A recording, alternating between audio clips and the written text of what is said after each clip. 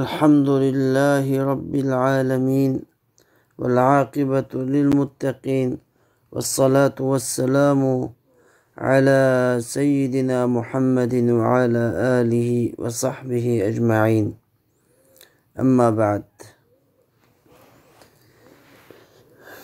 Allah Teala'ya hamdü sana Peygamberimiz Muhammedur Resulullah sallallahu aleyhi ve sellem'ge duayı salam yollap boğandan keyin maqsadga kelsak, bugun so'zlamoqchi bo'lganimiz An-Nuqaya Muxtasar al-Vaqaya nomli kitobimizning ikkinchi darsiga keldik.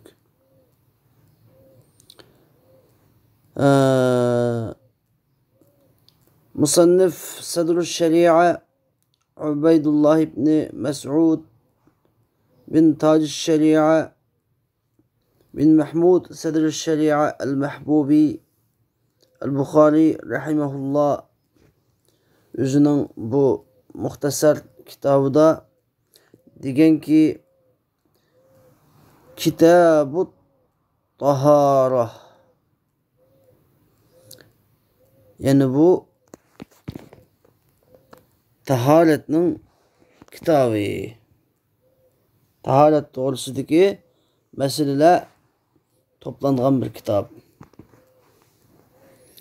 Fardul vudu'i ghaslul vejhi minash sha'ri ilal uzuni ve asfaliz zakani. Taharetning farzi yüzni peshoni, mo'y peshoni tukungan joydan boshlab quloqgacha va zanoqning ostig'icha yumog'liqdir. Ve yadayhi ve rijlayhi ma'a mirfaqayhi ve ka'bayhi. İki qo'lini va iki putini ikki joyniki bilan birga qo'shib va ikki vushqi bilan birga qo'shib yumog'liqdir. Ve meshu rub'i ra'sihi ve beshining to'rtdan bir qismiga mashi qilmoqliqdir. Ve kulli ma yasturul basharata minal lihyati. Saqilining tirisini yapadigan qismining hammasiga masih qilmoqliqdir deb mana tahoratniki farzining shu 4 ekanligini so'zlab o'tdi. Endi biz birdan bu darsni sharhlab o'taylik. Oldi bilan musannif rahimahullah bu darsni Kitabu at-Tahara, yani taharetning kitobi deb boshladi. Endi biz oldi bilan bu so'zlarni birdan eshitib o'taylik. Oldi bilan kitob degan nima degan gap?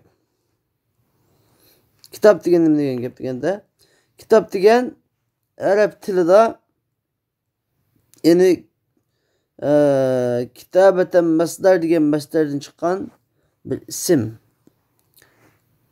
Kitob degan gap yani masdar, kitoban masdar, bunun ma'nosi bir narsani to'plamoq, yig'moq degan bo'ladi ma'nosi, uyg'urcha ma'nosi. Masalan, katabal khayla deb ketu, yani otlarni, otliq qo'shinni yig'di degan bo'ldi. Şu sebepten mesela kitaba demek, xat yazışlı bu kitaba deb ataydı. Demişqa xat yazgan adam şu harflerin hemmini bir yerga yig'tamdi. 28 harfni ichidagi harflerin hemmini bir yerga bir tiziq xuddi bir tasbihniki mojallarini bir yeb o'tkazganday bir yerga yaqqanligi, tizganlik uchun nima kitaba deb atalgan.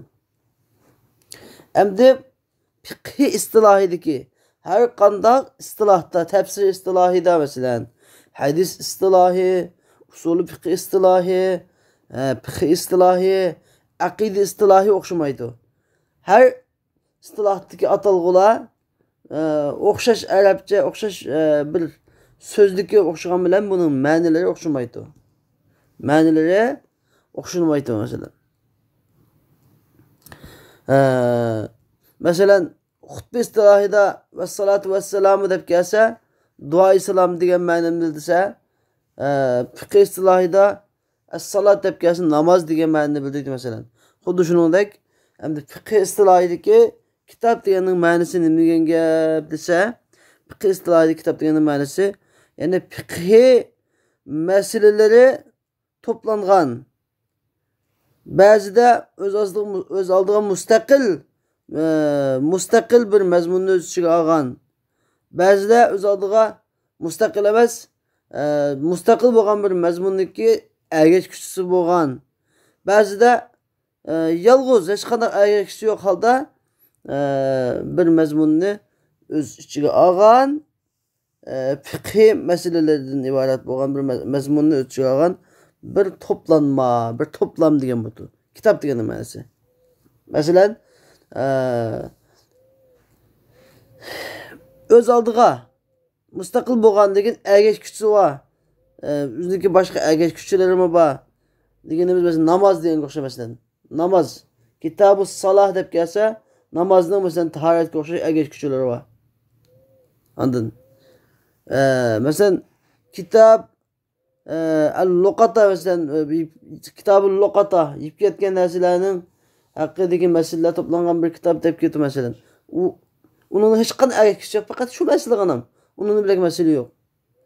Endi masalan kitobut tahara deb ketdi, mana biz hozir so'zlab turgandek.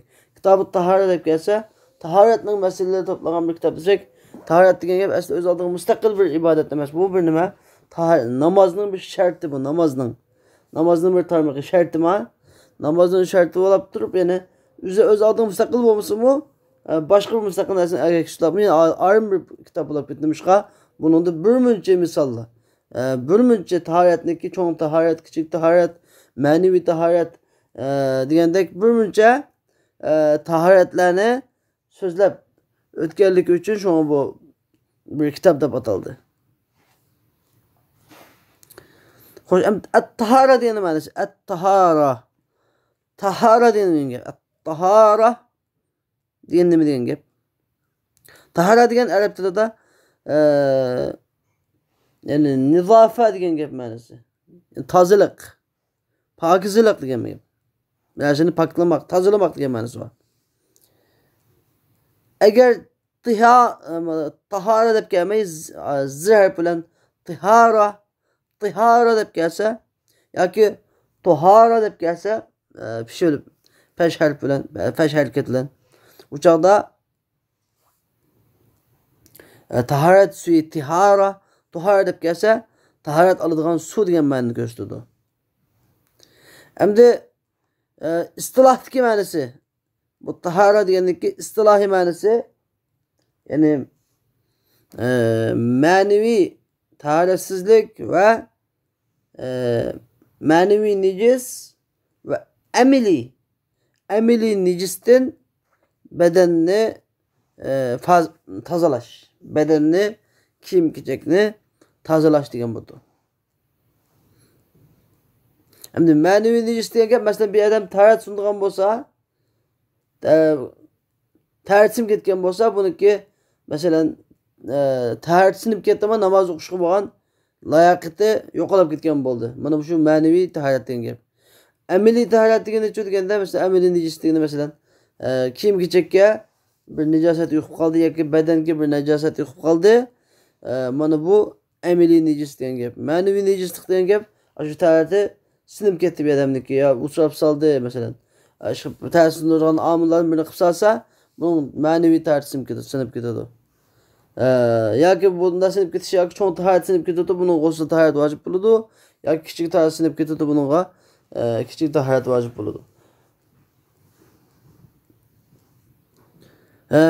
Anda bo'lganda endi biz umumiy kitobut tahorat degandan keyin ikkiniki ayrim ma'nosini bilib bo'ldik. Umumiy ma'nosini so'zlab o'tsak, Kitabut tahareti diyen gap yani bu yani hâzâ kitabun mecmu'atun yeştemilu enva'at tahareti anil hadesi vel habesi diyen bu manası. Yani bu siz hazır okup duruvatqınız manevi necis ve emeli necisden ibaret türlük nicasetlerden paklanıdığan taharetlerinin çoğun taharet, kişilik taharet su bilen elindiğin taharet tiyemmüm, tufrak bilen elindiğin taharet dep türlük taharetlerini öz çıkargan bir toplam diyen budu. Kitab-ı Tahara diyendik ki şerhi manası. Hoş emde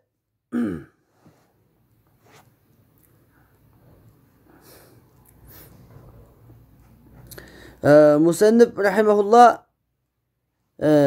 fardul vudu'i deb başladı. Fardul vudu'i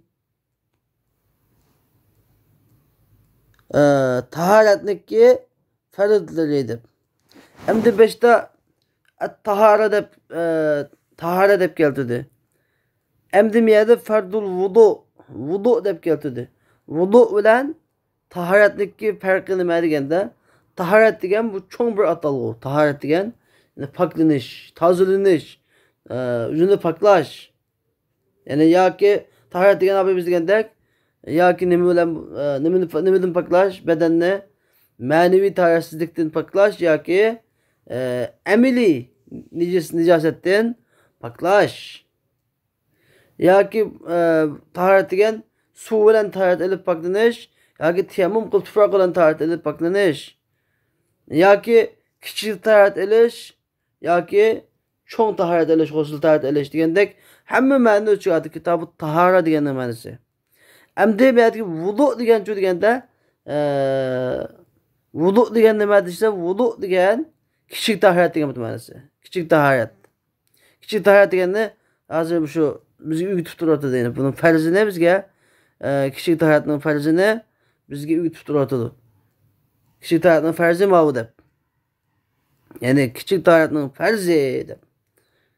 Kichik taharatning farzi chunki vudu degan gap lug'atda kichik taharat yani ma'lum ulullarni yuyish degan gap lug'atda istilohiy ma'nosi yani kichik taharat elish degan bo'ldi. Endi fardul vudu'i ghaslul vejhi mineş-şa'ri ilal uzuni.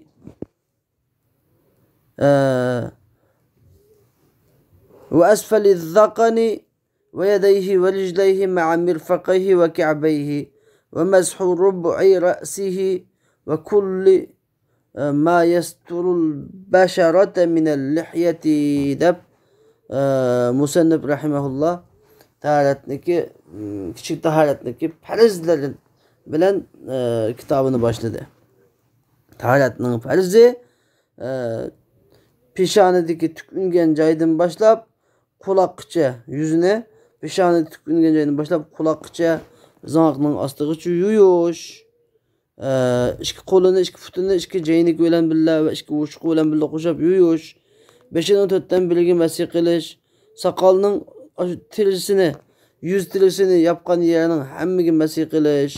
Mana bu taharetning farzi deb boshladi.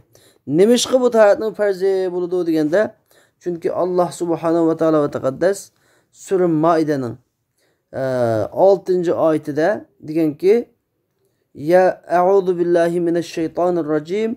Ya eyyuhellezina amanu iza qumtum ilas-salati faghsilu wujuhakum ve aydiyakum ilal marafiqi vemsahu bi ru'usikum ve arjulakum ilal ka'bayn." Degan oyatning oxirigacha. Uzun bir oyat. Yani oyat keliminiki qisqacha mazmuni: ey iman etgan zotlar, iza qumtum ilas-salati degan sizlar namozga tursanglar degan, ya'ni sizlar taratsiz bo'lib namoz o'qimoqchi bo'lsanglar, siz namoz o'qimoqchi bo'lsanglar va taratsiz bo'lsanglar demak. Fagsilu vujuhakum. Yani yüzleringlarni yuvinglar, qo'llaringlarni yuvinglar. Yani yüzleringlarni, qo'llaringlarni jaynakkicha yuvinglar. Başlaringlarni masih qilinglar. Futlaringlarni ushqicha yuvinglar degan oyat kalima.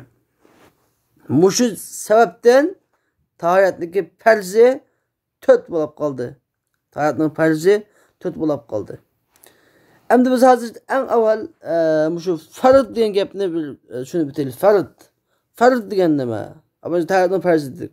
Farz degan arab til lug'atida bir narsani kesish, uzib bir narsani kesish degan bu. Kesish. Yine bir ma'nosi bir narsani belgilash. Bir narsani kesish, bir narsani belgilash degan ma'nosi. Masalan, faradal qadi an-nafaqata deb ketdi. Masalan, qozi ma'lum darajadagi chiqimni farz qildi deydi, ya'ni belgiladi degan bu. Hamda istilohdagi qo'llangan ma'nosi nima? Istilohiy ma'nosi nima? Fiqh istilohidagi ma'nosi nima desa? Ya'ni buniki lozimligi farzdagi dalili qat'iy bilan, ya'ni dalili qat'iy degan gap yani Qur'oni Karimdan kelgan yoki hadis mutawatirdan kelgan eng sahih hadislar yoki shu Qur'oni Karimdagi oyatlar bir mutawatir, ya'ni boshdan oyoq mutawatir hadislar bilan kelgan va shu mutawatir kasimi ondan ma'nosimi %100 shunga dalolat qilgan. Barchasida bu hukmniki manbasi dalil, ayda ishonchiligi Qur'oni Karimning oyatidek mutawatir hadisda ishonchiligi bu, lekin buniki shu ma'ni shu hukmga dalolat qilishi ondan ishonchli bo'lmaydi. Ba'zida u hukmga %100 dalolat qilgan, ba'zida u hukmga %100 dalolat qilmaydigan bo'lib qoladi. Farz degan hukm chiqish uchun shu hukmga %100 dalolat qilish kerak. Shu hukmni %100 ko'rsatishi va uniki kelgan yo'limi %100 ishonchli bo'lishi kerak. Mushunda yo'l bilan kelgan hukm, mushunda dalil bilan ilingan hukm nima? Farz deb ataladi. Farz degan ma'nosi.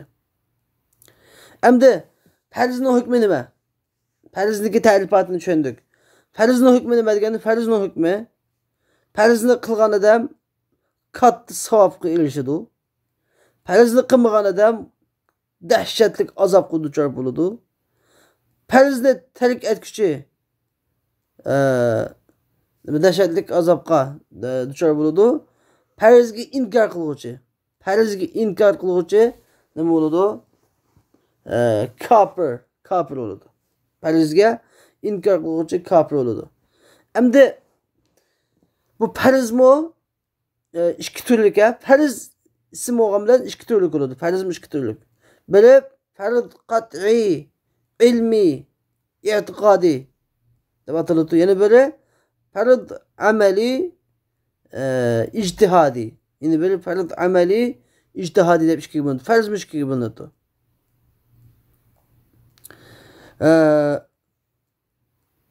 Farz qat'iy, ilmiy, i'tiqodiy deganimiz masalan shu oyatdagi ey iymon etgan zotlar, sizlar namoz o'qimoqchi bo'lsanglar, tahoratni o'qib qolsa, yuzinglarni yuvinglar, ondan qo'linglarni jaynakcha yuvinglar, beshinglarni masih qilinglar, putinglarni shuqcha yuvinglar degan shu oyatning o'zi nima? Farz qat'iy, ilmiy, ijtihodiy. Ya'ni buning hukmi nima? Bunda farz qat'iy, ilmiy, ijtihodiy hukmlarga inkor qilgan odam kafir. Antartik farz shu tilg'alangan mush to'tni farz emas u desa bir odam. Yoki onda e'tiqodida farz emas deb e'tiqod qilsa, shu hamon nima bo'lib ketadi? Kafir bo'lib ketadi. Shu hamon kafir bo'lib ketadi. Buni qilmagan odam qattiq davzax azob bilan azoblanadi. Terk etgan odam. Qilgan odamga ajoyib katta savob bo'ldi. Mana bu birinci türlük farz. İkinci türlük farz var mıdır? İkinci türlük farz deganimiz yani farz ameli ijtihadi deganimiz. Farz ameli ijtihadi. Farz ameli ijtihadi degan bir adam bunu inkar qilib salsa, bu kafir bo'lib ketmaydi. Lekin shu amalni bir amal qilmoqchi bo'lsa, masalan, biz tahorat degan amalni, masalan, shu ishni qilmasa tahorat olmaydi. Shu ishni qilmasa tahorat olmaydi. Uni sajda sahvi qilish orqali yoki boshqa bir ish bilan, masalan, namozda sajda sahvi bilan ado topgan ishlar bor. Vojibni tark etib salsa, bir odam sajda sahvi bilan ado topdi. Lekin farz amalini tark etsa, bu sajda sahvi bilan ado topmaydi. Bu cho'qim bilak o'qish kerak, namoz olmaydi. Tahoratimiz farz amalini tark etsa, tahorat olmaydi. Farz amali degan qanday narsa desa, endi hozir Musannif rahimahulloh tushuntirib o'tdi. Farz amali degan, masalan, tahoratning farzi ghaslul vajhi minash-sha'ri ila al-uzuni. Yani peshonadagi peshonadagi tukunga boshlab, zoqning ostingacha yuzni yuvish deb va ikki quloqqa yuvish dedi. Ma quloqgacha peshonadagi tukunga normalda shu zoqning ostingacha yuvish degan farz amali ijtihadi. Yani bunu bir adam yüzünü bir şey tatım bir şey yuvish degan gapga anday misaq shu yuzni qilib bu deb salsimi iymonni chiqmaydi, kafir bo'lib ketmaydi. Lekin bir adam tukungandan yerdan zoqning ostingacha quloqgacha yumsa tahorat olmaydi. Tahorat olmaydi. Chuqum bilak boshqani yuvib tahorat qilish kerak. Bunda buni hukmi shu hamda. Endi biz farz deganni tushunib bo'ldik, endi al-vudu deganni tushunib o'taylik. Vudu degan gap arab tilida yani güzellik degan ma'nosi, güzel bo'lish, güzel bo'lmoq degan gap. Endi ba'zida vudu deb ketadi zivar harakati bilan. Vavg'i zivar harakat qilib vudu deb ketadi, u chaqda tahorat ilinadigan suv degan ma'noni ko'rsatadi. Yoki tahorat ilinadigan tuproq yoki tahorat ilinadigan suv degan ma'noni ko'rsatadi. Endi bu shariat istilahidagi ma'nosi nima deganda, vudu degan yani maxsus tozalik. Anda nima umumiy tozalik emas, tahorat deganda umumiy tozalik emas. Yani maxsus tozalik, yani yuzini, qo'lini, beshig'i masih qilish va futini vushqadan qo'shib, qo'lini jaynak bilan qo'shib, yuzini ashigari bilan qo'shib yuydigan va sunnatlari bilan bo'lgan alohida bir nima tahorat degan bo'tu. Yani kichik bizning Uyg'ur tilimizda kichik tahorat degan gap. Kichik tahorat. Endi biz ibodatdan farzni ikkiga bo'ldik. Birini farz qat'iy, yana birini farz amali. Farz amali. Deb ikkiga bo'ldikmi? Farz oyat kalimadan ya ayyuhallazina amanu ey mu'minlar, siz namoz o'qimoqchi bo'lsanglar, yuzingni yuvinglar, qo'lingni jaynakkacha, beshingni masih qilinglar, futingni ushqacha yuvinglar. Dedikmi? Mush oyatdan chiqadigan farz kaskin, yani farz qat'iy qasi. Farz qat'iy qasi desa, yani 3 a'zoni yuvish. Yuz, qo'l, futdan iborat 3 a'zoni yuvish nima? Farz qat'iy. Jaynakkacha yuvish hamda, yani Alloh taolo jaynakkacha dedimi? Jaynakkacha yuvish farz qat'iy. Va boshqa masih qilish. Boshqa hammaga masih qilamdi yoki bir tukki masih qilamdi, ish qilib boshqa masih qilishni o'zi nima? Farz qat'iy. Majihatda hech qaysi mazhabning nimasi yo'q. Hech qaysi mazhabning ixtilofi yo'q. Boshqa masih qilish, 3 a'zoni yuvish deganda hech qaysi mazhabning so'z mazhabida xilofi yo'q. Kimki buni qarshilik bo'lsa kofir bo'ladi. Shuning uchun hech qaysi mazhab buningda ixtilofi yo'q. Bu masalada ixtilof yo'q. Biz qarindoshlar shu masalalarga qarashda asosiy masala va uni tarmoq masala degan shu masalani bek arashimiz kerak. Bu masalaning aslisi ekan. Masalaning aslisi ekan, buningda hech kimning ixtilofi yo'q. Bu hem öyle okşaş birlik manında. Hem de onu geleden yine bir abdan bir çoğunkalıp gençliğimizde anı bazı mında degen bazı munda degen ihtilaf kılıç alaydigan dailik ki vaqt var. O başka. Ma fard ameli nima? Fard qat'i, fard ilmi qat'i i'tiqadi kısmında hiç qanday adamniki ihtilaflashishga inkar qilish huquqi yo'q. İnkar qilish roman kapılab ketdi. Mana demek ma fard qat'ida ma nima 3 a'zoni yuyish, yüz, qo'l, butun iborat 3 a'zoni yuyish, boshqa masih qilishda bir a'zoni masih qilish, buningda hech kimning nimasi yo'q, ixtilofi yo'q.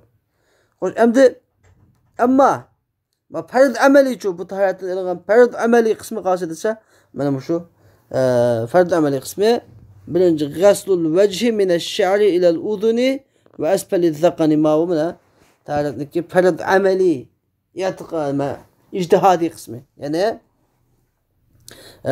yüzde yüz mutlak yüzde ma فرض قطعي oldu ma hem de yüzne aş pişandaki tüküngen cayden Zaqның astınğıca maqulaqdan maqulaqqa yuyish nima? Taratning birinchi farzi oldu. Ma farz nima? Farz amali. Bir adam bunu inkar qilsa kafir olmaydi, lekin buni tark etsa taharat olmaydi. Bunu mushunda bunda yumusa taharat bo'lmaydi.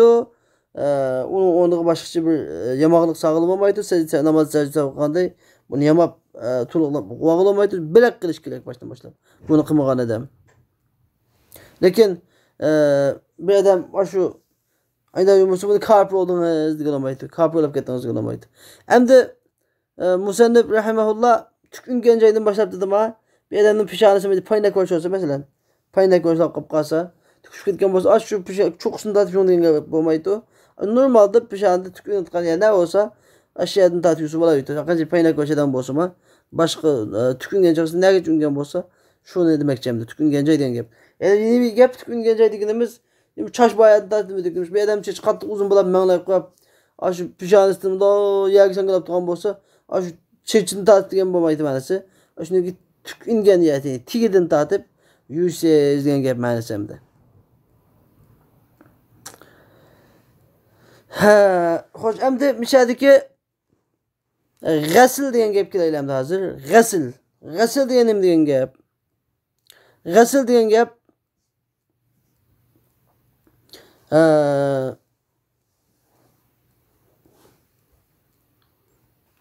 nima endi g'asl degan nima gap deganda g'asl degan arab tilida bir kirlarni yo'qotish, mehnatlarni yo'qotish degan bo'ldi. Nima suvni o'tkazib suv quyish orqali suv bilan mehnatlarni yo'qotishni g'asl deb ataydi. Ya'ni uyg'urcha yuvish degan gap.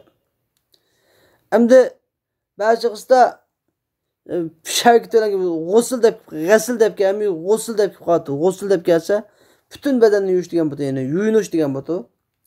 Ba'zi g'isl deb ketdi, g'isl deb zirak bilan gap qoldi. Bu chog'da zirak bilan kelsa, ya'ni supun degan bo'ldi. Bedenni yuydigan supun degan bo'ldi.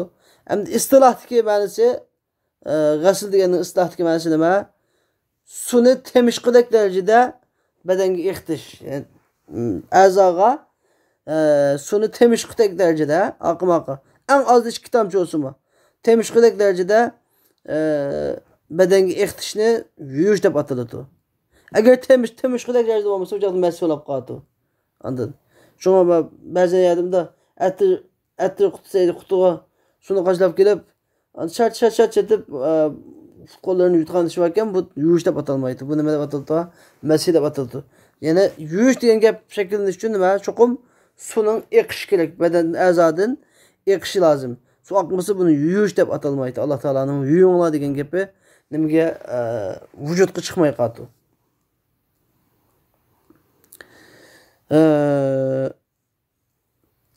Endi avshunda yuzni mushunda shaklda tüküngen joyida zang'ning ostingacha zang degan hammamiz bilamiz.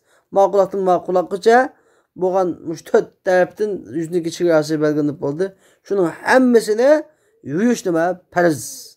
Şunun hammasini yuyish farz. Demek yani bunun içine mi kirib ketadi ama bunumuzning beqindagi ko'zimizning quruqi, ko'zimizning bunumuz tarafidagi quruqi va jiki. Shularning hammasini alayida qo'limizni mo'ynda tekkizib yuyish Farz buludu. Yüzge tebe olgandan keyin. Onun kendinden şu kulak ulan çeçimizdeki sakalımızdaki arasındaki izar dep yava şu bana tükünmegen bir akya şu anımı alaydı kulumuzda ekelimiz yürüyüş vacip buludu. Bu yüzümüzden hemmini tuluk yürüyüşümüz de farz. Şunu hemmini yürüyüşümüz tuluk yürüyüşümüz farz buludu. Hoş emdi Musannif rahimahullah'ın ve yedeyhi ve rijleyhi ma'a mirfaqayhi ve ka'bayhi diye. Yani iki kolunu, iki futunu, iki ceyniki bilen birle koşup, iki vuşku bilen birle koşup yürüyor. Diyenimiz.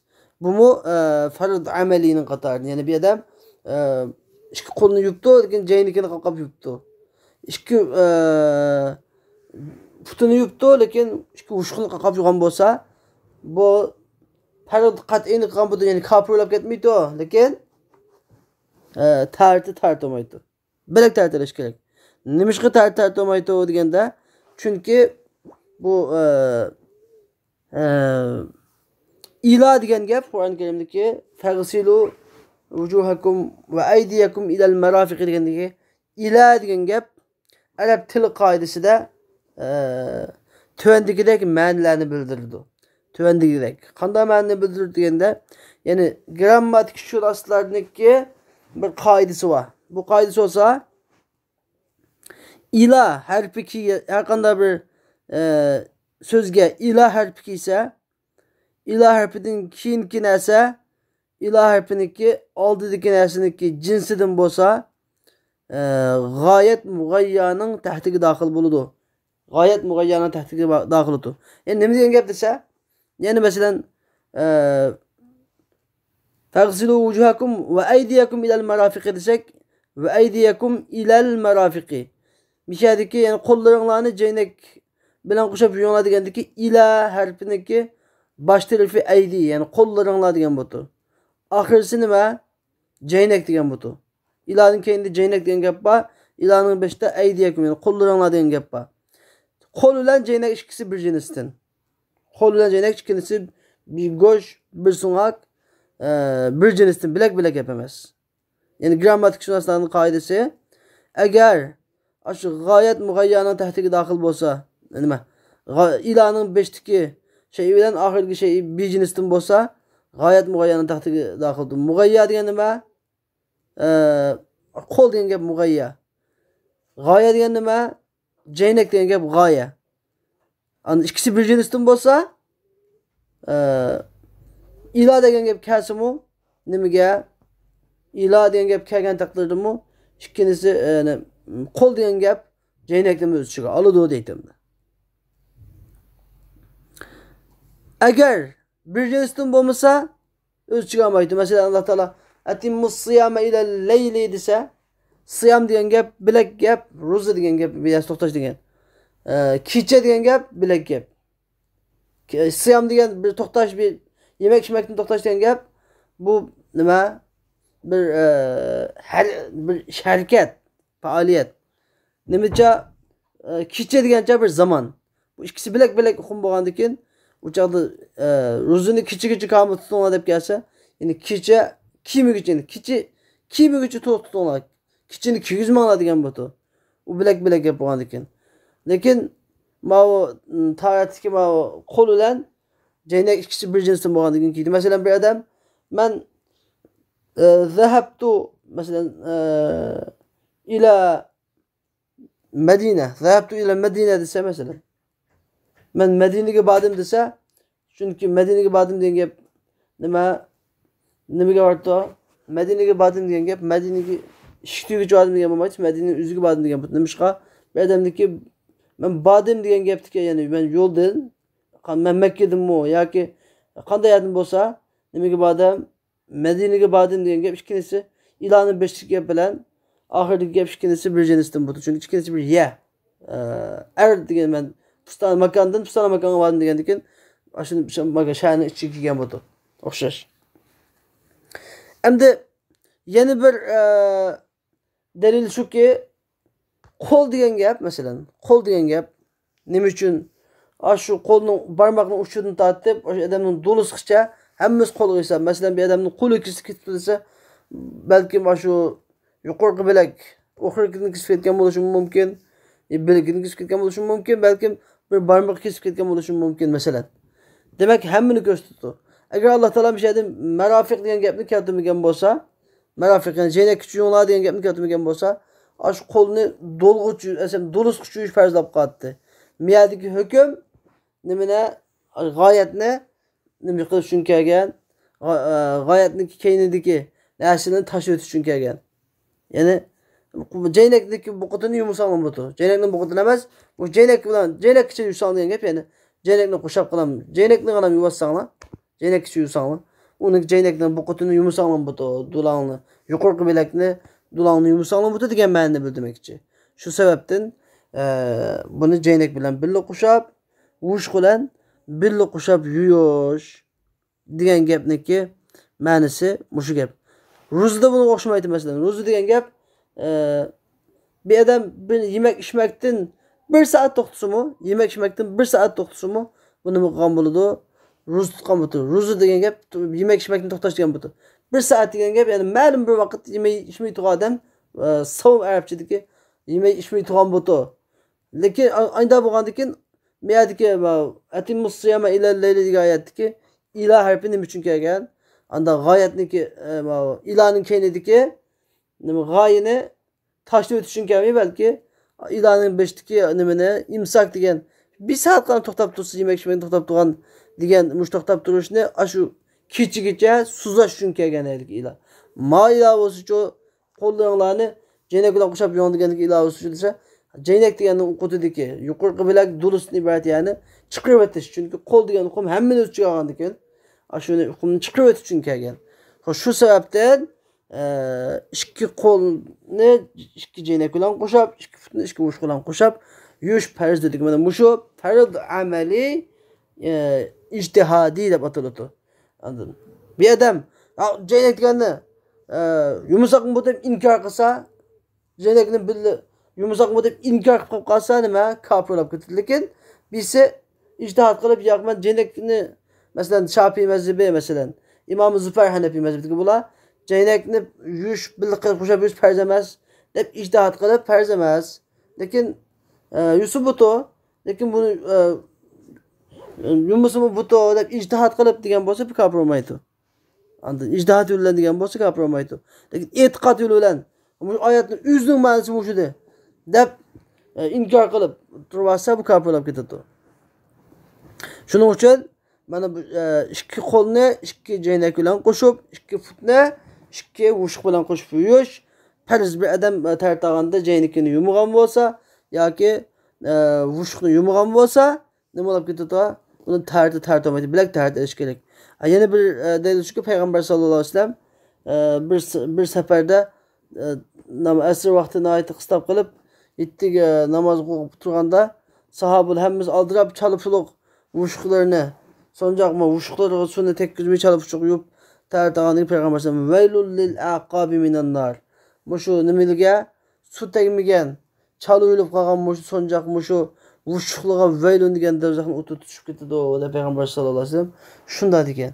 Shuning uchun tarat olganda ikki jeynakni ikki uvushni komil qo'shib yuvish farz, bu intayin muhim demakchi. Uning keyinidan Musannif rahimahullah dedi ve meshu Musannif rahimahullah dedi ve meshu rub'i ra'sihi ve meshu rub'i ra'sihi degan 5'ning 4'ten 1 hissasiga masih qilmoqlik. 5'ning 4'ten 1 hissasiga masih qilmoqlik dedi. Endi biz birdan kilayli. Masih degan gap, masih qilish degan gap lug'atda, ya'ni bunda qo'lini bir narsani tubsiga sirib o'tkazish degan bo'ldi. Bunda qo'lni bir narsaga tekkizib, bunda sirib o'tkazish. Ya'ni bir narsani aytish degan gap hamda. Bir narsani surtish, aytish, masalan, mashinaning aynikini, mashinasi surtish degan gaplarni masih deb ketdi. Shariatga ma'nosi shu deganda, ho'l qilingan qo'lni bir a'zoga tekkizish degan bo'ldi. Ho'l qilingan qo'lni bir a'zoga tekkizish. Anladin? Ho'l qilingan qo'lni ma'lum bir a'zoga 803 degan bo'ldi. Xo'sh, endi bir odam qul qilingan qoldi shu azon o'ziga shoqqa 803 nima? Mas 5-nji masih qilingan gap, qilingan qul azon 803 ning o'zi farud nima?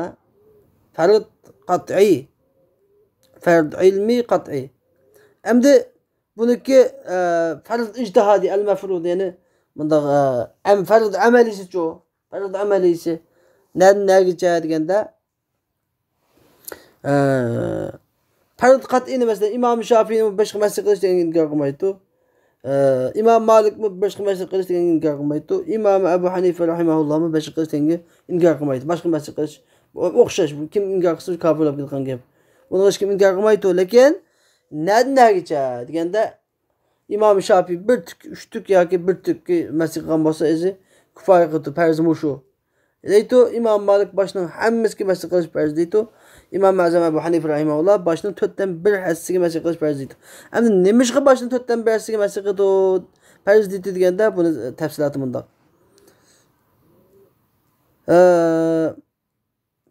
Başniki 4dan 1 hassi degan gap, yani baş degan nimaga 4 ga bo'linadi, 4 hassiga bo'linadi. Biri oldi chashniki nima taraf, kukuli taraf, kukuli chach. Kukuli chach degan chashniki cho'qqisini tortib, o'sha oldi taraf odamniki manglay deb qo'yamiz, kukuli deb qo'yamiz. Buni oldi tarafni nima deymiz? Arabcha nasiyah deydi, kukuli chach. Birisi ikkisi ikki yan taraf. O'ng yan, so'ng yan taraf. Buni ikki yan taraf bo'ldi. Yeni birisi gadan chach, gadan. Oq taraf, chachning oq tarafi. Ma chach 4 ga bo'linadi. Endi shu kukuli chach miqdori degan, ya'ni chachniki 4dan 1 bo'ldi. 4dan 1 miqdori bo'ldi. Shuni masih qilish o'zi nima? Farz degan gap. Endi qattiq bu nimishqa bu kukuli chach miqdori bo'lgan 4dan 1 hassiga masih qilish farz desa, mashhur bir rivoyatda, intayin mashhur, ya'ni mutawatir darajalik mashhur bir rivoyatda Mughira ibn Shu'ba radhiyallohu anhu rivoyat qilgan bir hadis bor. Bu so'z Payg'ambar sollallohu alayhi vasallam deganki, Payg'ambar sollallohu alayhi vasallam yani tawadda'a famasaha binasiyatihi ve alal ammamati ve alal khuffayn. Deb Sahih Müslim'de rivoyat qilgan bir hadis bor. Yani Payg'ambar sollallohu alayhi vasallam o'zining kukuli chachiga masih qildi va sallisiga masih qildi va ikki utikiga masih qildi degan hadis. Ondan ikki utikiga masih qildi degan hadis.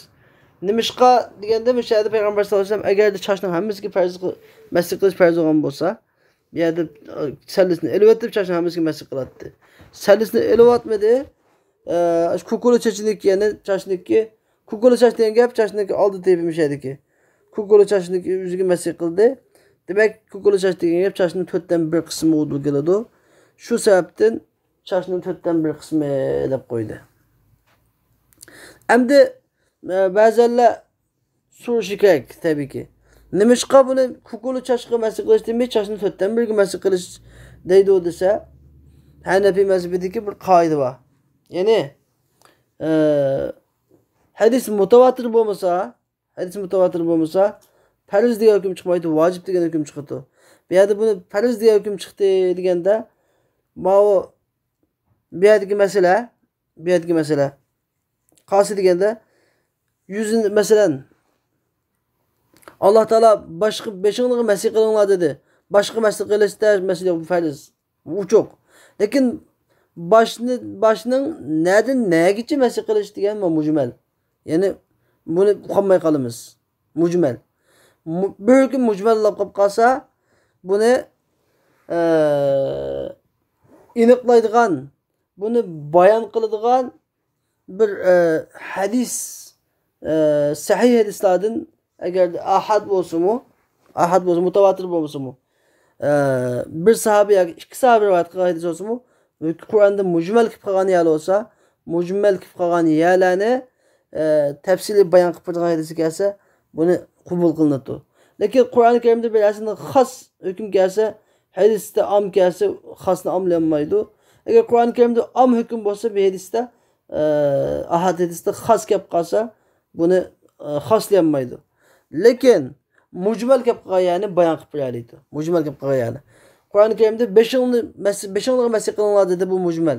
Ya'ni başındaki 4'ten 1 masih qilamdi, hammasiga masih qilamdi yoki 1 tik 2 tik masih qilamdi degan ma mujmal ma hadis Peygamber Aleyhisselam bizning kukula çaçığa masih qildi degan gap tin biz nimani bildik? Demek bu kukula çaş degan gap çaşning 4'ten 1 yassisi ekan. Mana 4'ten 1 en azda 4'ten 1 yassiga masih qilsa bo'ladi ekan. Degan gap. Agar kukula çaşni üzgü masih qilsa, xuddi bir Qur'onda oyat bordikidek. Qur'onda kukula çaşga masih qilingan oyat bordikidek bo'lib qoldi. Shuni 4'ten 1 yassisiga masih qilinglar degan gap. Ma bir delil ma, ikinci delil qasi deganda 4'ten 1 yassiga masih qilishlik ikinci delil olsa, mesela bu tildin ilatem. Çünkü Kur'an-ı Kerim Arapça nazil bo'lgan, Arap tilida.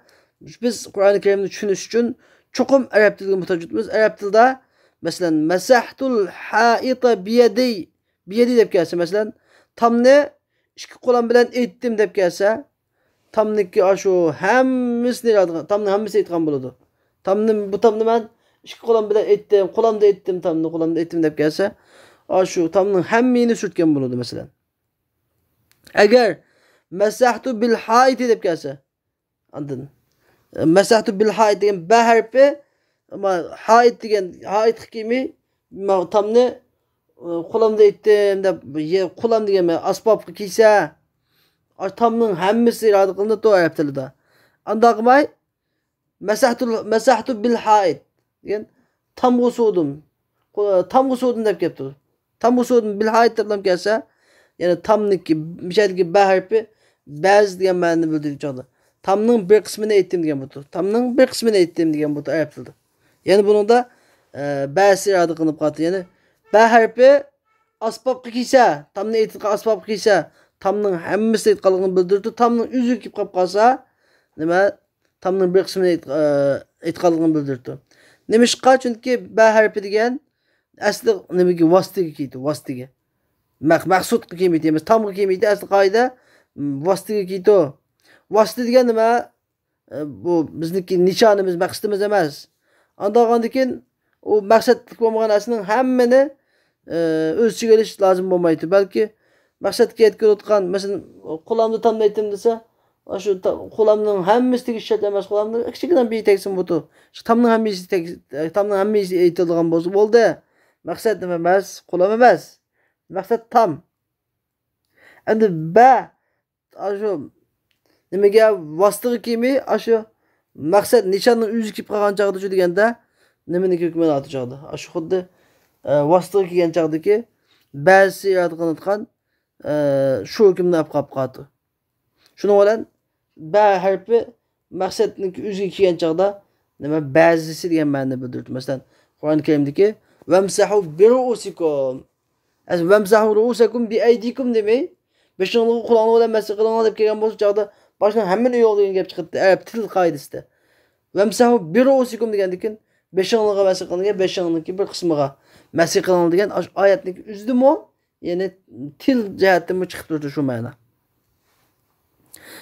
Demek bizga hozir nimadan til jihatdan va hadis jihatdan ikki delil berilib, başniki 4'ten 1 qismiga masih qilish farz ekan, bu farz amaliy. Bir adam başning hammasiga masih qilish farz deb tushsa, masalan İmam Malik deb, o kafir olduğunuz degan olmaydi. Nima? Chunki u ijtihod qilganlik, uning o'zining dalillari bor. Bir adam İmam Şafii'de 2-3 tıkkana masih qilish deb gap kelsa, onun kafir olduğunuz degan olmaydi. Onun güçlü ijtihod dalilleri var. Lakin bizniki ijtihod dalilimiz bu şu. En başqalar siz nima ish qilishni tanladingiz? Siz mazhabingiz to'g'rimi, xatomi desa, nima deb javob bermas? Mening mazhabim to'g'ri. Lekin xato bo'lish ehtimolligim bor. Ammo boshqalarning mazhabi, Shafiy mazhabi, Maliki mazhabi xatomi, to'g'rimi deb so'rasa, uning mazhabi xato, lekin to'g'ri bo'lish ehtimoli bor deb javob beramiz. A'ning mazhabidan so'rasa, umaydi deb javob berdi. Demek 4 mazhabning hammasi umumiy jihatdan to'g'ri, lekin mana shu umumiy bunda mutlaq farz qat'iy masalada hech qaysi mazhab inkor, ixtilof yo'q. Asosiy masalada hech kim ixtilof qilmaydi, lekin far'iy masalalarda, tarmoq masalalarda ixtiloflasa bo'ladigan masalalarda shu ummatga rahmat uchun, ham ummatga yaxshi sharoitlar hozirlash uchun ixtiloflashgan ulamolar bu ummatga berilgan bir rahmatning qatoridan. Hamda Musannif rahimahulloh ve kulli ma yasturul basharata minel lihyati. Yani sakaldan yüz tirisini yögep tuğan yani hemmesiga masih qilish farz deb ma'ni qilib qo'ydi. Nimishqa deganda, chunki sakal yo'q chaqda yüzni yuyish, suvla yuyish nimada farz edi. Sakal yo'q chaqda yüzni kamil yuyish farzmidi? Sakal unib qolgan chaqda endi shu nima qilash, suvni shu sakalning o'ziga yüz tirisini yo'g'igan, shu pesha nimasini tortib, g'aliqqa yerni tortib, zog'ning ostiga qancha tirisini yutgan, ya'ni sakal tük yo'g'ib olgan bo'lsa, shuningga masih qilishning o'zi farz. Andin shuningga masih qilishning o'zi farz. Endi Nurul İdah degan kitobda nima deb kelgan? Shu saqali quyoq bo'lsa, bir odamning saqali quyoq saqal bo'lsa, shu yani masih qilish emas, balki yuyish, sakalni hammani yuyish. Sakalning shu yuzni yo'g'igan qismidagi, tirisini yo'g'igan qismini sakalni yuyishning o'zi farz. Yuyish farz. Balki yuyish farz deb kelgan. Agar saqali oli saqal bo'lsa, bunda quyoq saqal olmay, oli saqal olsa, sakalini oli saqalniki orasini tigiga suv yetkazib yuyish farz. Andin. Hatta bunda kalpukini bunda yumsa, kalpukiniki yumgan chaqda yo'galgan qismini yuyish farz emas, lekin yo'galmagan teshda Allohning turgan qismini yuyish farz deb kelgan. Uning illatini bayon qilib nima degan? Chunki yüzni yuyish asli yüz tirisini yuyish farz edi. Yüz tirisini yuyish farz bo'lgandan keyin bu farz sakal unib qolgandan keyin, quyoq sakal ungandan keyin likkidek o yüzni tirisini yuyish intayin ters bo'lganligi uchun bu yuyish sakalni yuyishga o'tkazilib ketdi. Shuning uchun buni masih qilish emas, balki yuyishimiz kerak deb fatvo shuning ustigadir deb Nurul İdah degan kitobda shunday kelgan. Shuning uchun bo'lsa shu saqal quyoq kishilar saqalini hammani yuyish. Agarda chala saqal mana u yer saqal odam bo'lsa, saqalni tigiga suvni yetkazib yuyish. Agar quyoq saqallab qolsa, saqalning o'zini yuyish nima o'xshashlar farz. Bu farz alohida bir farz deb hisoblanmaydi demişqa. Bu chunki yuzni yuvishni qator qilgan farz. Shuning uchun tartib farz necha desa, tartib farz 4 deyishning sababi shu. Bugungi darsimiz shada oxirlashsin va axiru da'vana anil hamdulillahi robbil alamin va sallallohu ta'ala va sallama ala xalqi Muhammadin va ala alihi va sahbihi ajma'in.